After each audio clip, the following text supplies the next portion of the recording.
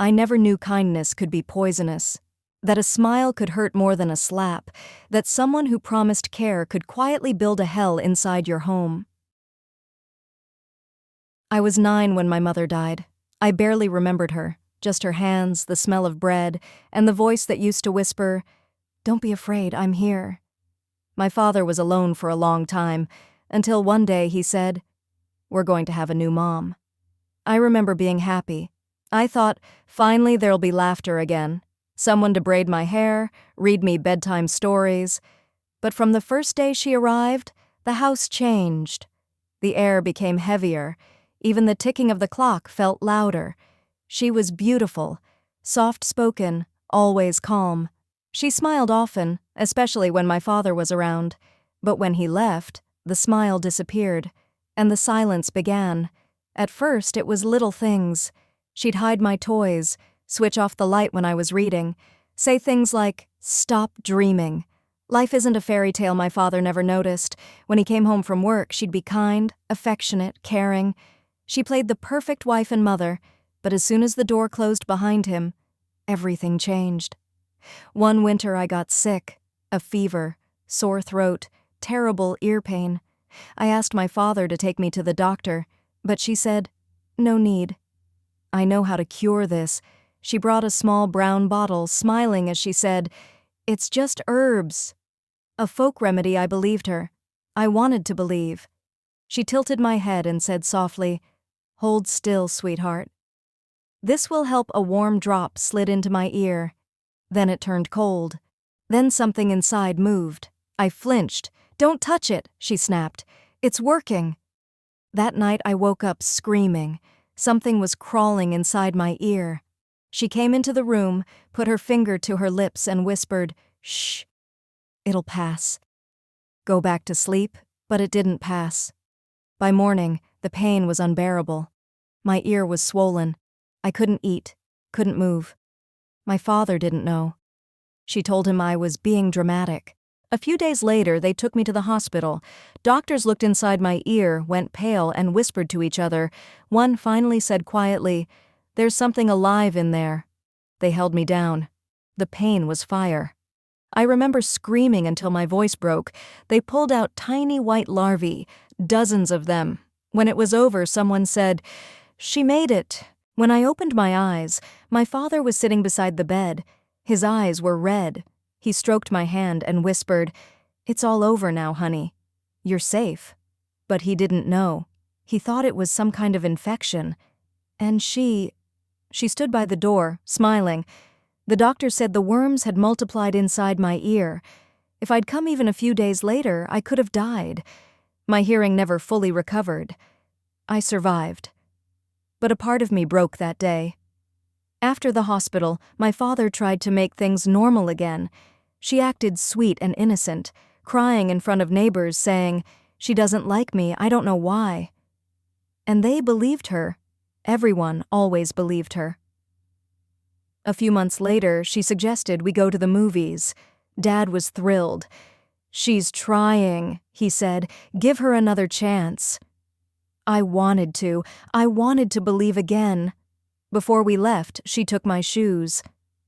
"I'll polish them for you," she said. "You should look beautiful today." When she gave them back, they shined like new. She smiled, too kindly. On the way to the theater, I felt a burning in my feet. At first small, then like fire spreading under my skin. I tried not to cry.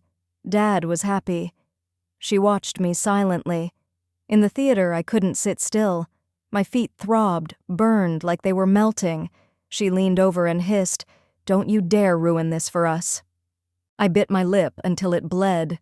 When the lights came on, tears streamed down my face. Dad frowned. "What's wrong with you now?" She sighed. "Kids. Probably just the heat." After the movie, I couldn't walk. Dad carried me home. She followed, calm, quiet. When we took off my shoes, the skin on my feet was red and blistered. At the hospital, they said it was a chemical burn, most likely from hot pepper or acid. She cried, claimed I must have done something myself.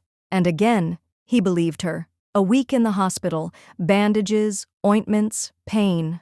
A nurse told me softly, "Some adults, they just don't know how to love. But you'll survive, sweetheart. You will." When I came home, she greeted me with a cup of tea and said, "Well, maybe next time you'll be more careful." I didn't answer. I just walked past her. Then came the worst. One night when Dad was away, she brought me fresh underwear. "Change into these," she said. "They're clean." A few minutes later, I felt it again. A burning so sharp I screamed. She came in, looked at me, and said, "You really like attention, don't you?" At the hospital, they found traces of pepper. Another burn. Another accident.